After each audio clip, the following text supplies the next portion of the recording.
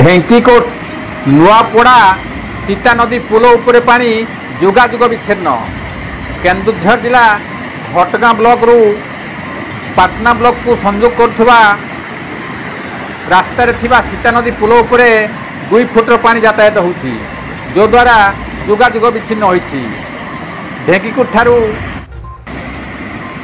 भीमकुंड को संजोग करुवा प्रधानमंत्री रास्तार चिनामाड़ीपसी पंचायत केतांग और नुआपड़ा मध्य सीता नदी पुल उपरे 2 फुट पानी प्रवाहित होती, जो द्वारा डुमुरिया पलानघाटी चिनामाड़ीपसी पंचायत 20 रु ऊर्ध्व ग्रामवासी आज ढेंकीकोट हाट को पनीपरिया बिक्री आसीपारी ना। एणे निकटरे उच्च पुल निर्माण होइथिले मध्य ठिकादार कार्य सारू नथिबारु लोक माने यातायात घोर असुविधा भोग करछंती। एणु प्रशासन तुरंत एथिप्रति दृष्टि देवाकू अंचलवासी दाबी କରିଛନ୍ତି। गोविंद राउत का रिपोर्ट, केडी न्यूज ओडिया।